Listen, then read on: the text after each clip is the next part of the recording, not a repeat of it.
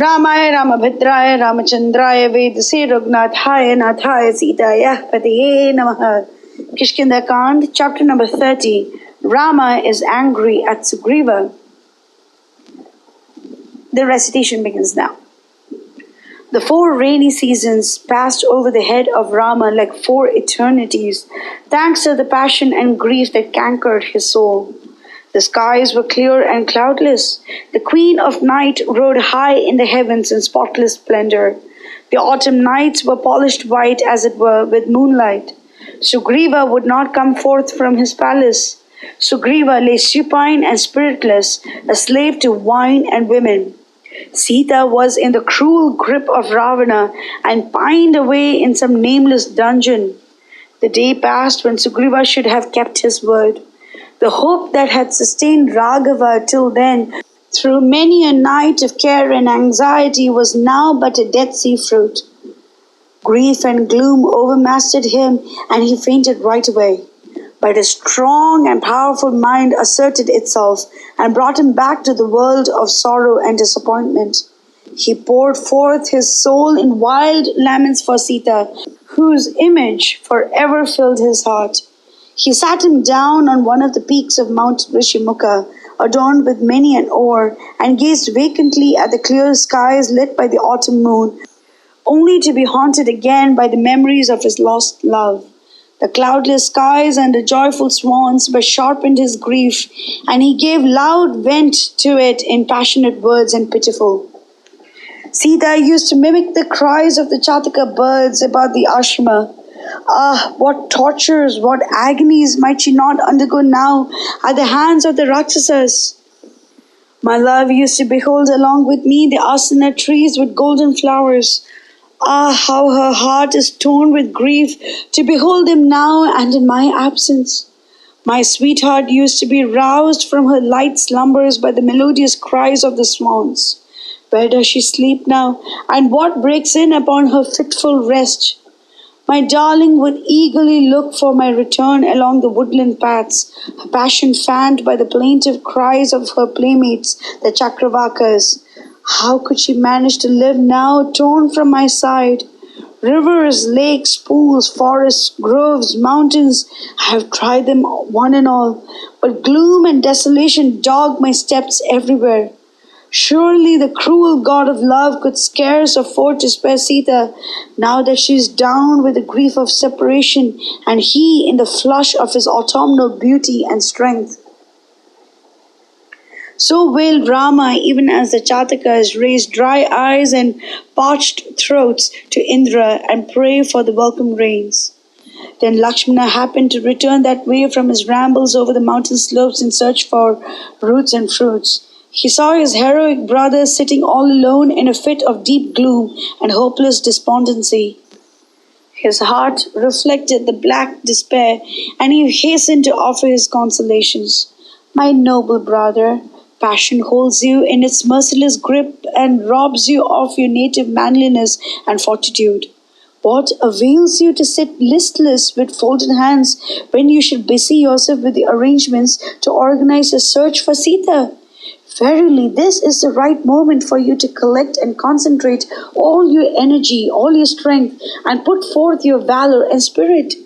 You should utilize to the utmost your perseverance, clear intellect, passionless heart, courage, and resourcefulness. The approach of the favorable occasion to effect your plans, the boundless energy of Sugriva to help you therein, and the incalculable advantages you have secured by your religious observances, meditations, and exhaustless store of merit. None dare even dream of Sita, who is ever inseparable from you. Who would clasp in fond embrace the red flames and escape being scorched? Rama took heart from his brother's consolations, for they were sweet, beneficial, and true. You are right in reminding me that I should bestir myself. I should put forth my strength, energy, and perseverance to meet my foe and crush him. The work that lies before us is almost impossible, and the reward that lies at the end of it is more precious to me than everything. So, let us take counsel as to the measures we are to adopt to ensure success. But treacherous memory flashed again before him the picture of Sita, and with worn face and halting speech he descanted on the cruel beauty of autumn. Now the task of Indra is over. The rains have deluged the earth and brought forth a luxurious growth of plants and herbs. The huge clouds that blotted the quarters from view, dark as the petals of the Utpala, have poured themselves forth upon mountains and trees and lie faint, pale, and exhausted, like lordly elephants that drag their weary steps and slow when the rut is no more upon them. The winds and gales are now laid at rest that erstwhile blew cool with refreshing raindrops and sweet with the fragrance of flowers. Silent are the voices of clouds, elephants, peacocks, and torrents. The mountains have been washed clean by continual heavy showers and are, as it were, covered with curious patterns of sandal paste through the sheen of various ores. The rivers run low in autumn and reveal by degrees the shoals of sand beneath. Do they not remind you of young damsels who are extremely unwilling to expose their beauties when they first taste of the sweets of love with their lovers?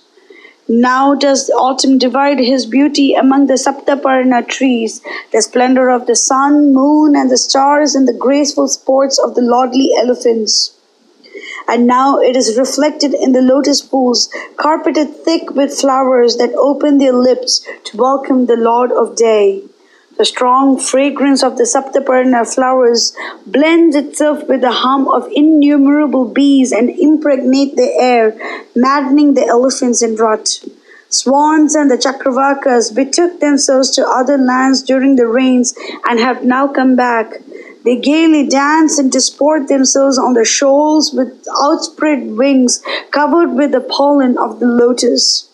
The beauty of the season is centered in elephants and rut, proud bowls and streams of crystal water. The peacocks shed their beautiful feathers and gaze listlessly at the clear skies. They are not very pretty to behold and wear an anxious look now that the mad passion has died out of their hearts. The golden hue of the asana trees charms the eye as they bend low under the weight of fragrant flowers. Slow and weary are the footsteps of the elephants that sported themselves gaily through the woods with their mates, maddened by the heavy scent of the Saptaparna flowers and ever on the search of their favorite lotus pools. The cloudless sky shines like a sharpened sword. Rivers run low and gently. The wind blows cool through the banks of the Kalhara flowers. The quarters have divested themselves of their dark pall and shine in all their beauty. The mire and the slush have dried up under the fierce rays of the sun and sends up a cloud of dust. Kings have resumed their enmities, jealousies, and intrigues and prepare for fresh expeditions. Bulls take on a fresh beauty and splendor under the influence of autumn, and intoxicated with delight and pride, roar from amidst the cows with dusty flanks, challenging their rivals to fight. The cow elephants follow close after their bull with passionate hearts as it takes its way through the forest with slow and careless gait of one in deep love. Peacocks have shed their beautiful feathers and walk with cowed spirits, their pride quelled by the fierce swans along the river. Elephants agitate and churn the lotus pools and drink of the muddy waters, their roars causing clouds of waterfowl to take a rapid flight. Rivers run clear and free of mire.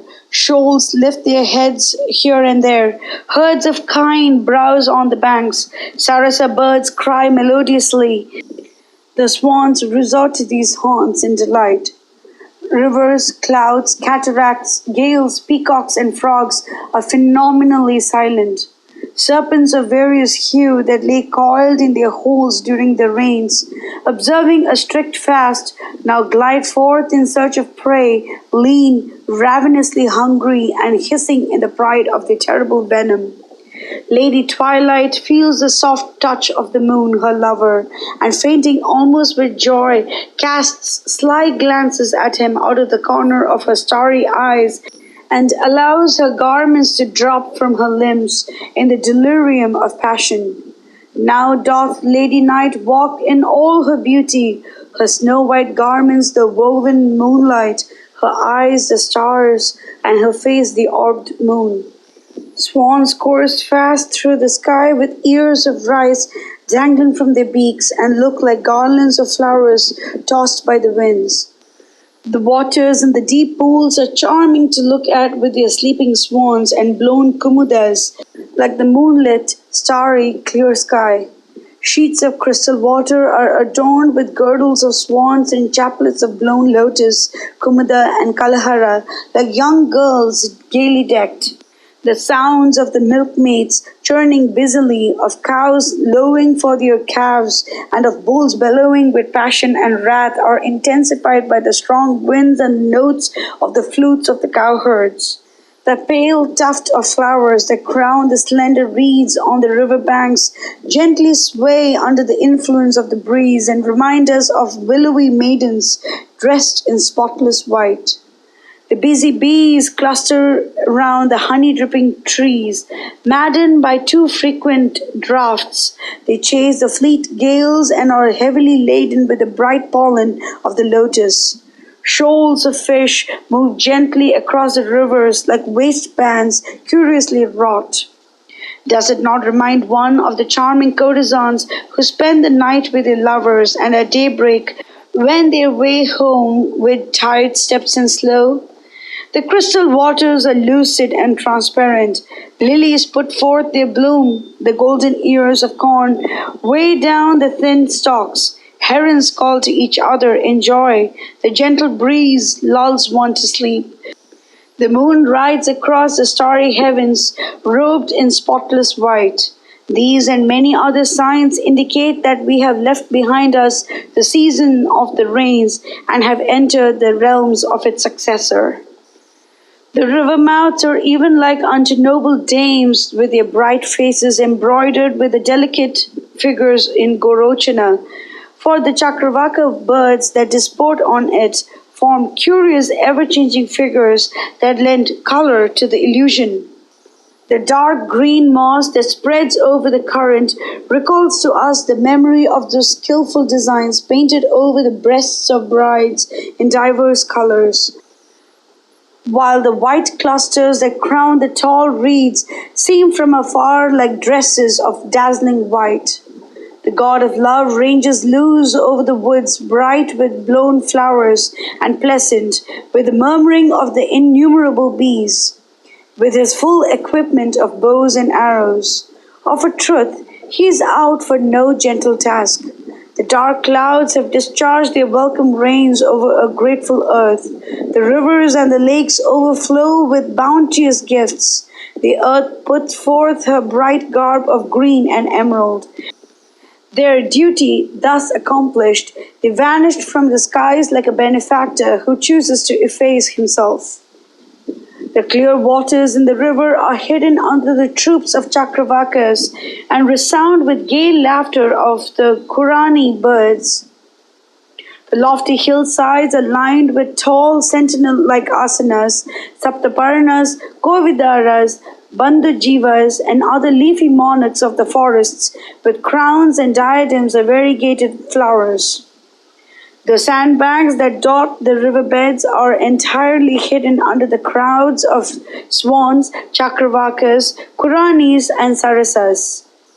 Ambitious rulers now bethink themselves of their hereditary feuds and take steps to work their wrath on their foes. But Sugriva is to be seen nowhere, nor do I know what steps he has taken with reference to his promise to me. I pine away under the grief of being torn from the arms of my beloved, who obstinately refused to stay behind in spite of all my arguments, prayers, and entreaties, and followed me even to the dark, dreadful depths of Dandaka, like the Chakravaka that follows cheerfully where her mate might lead her. To me, tortured thus, these 4 rainy months moved with leaden feet like thousands of years. Exiled from my home, deprived of my crown, and robbed of my beloved, my heart is racked with pain and grief unspeakable.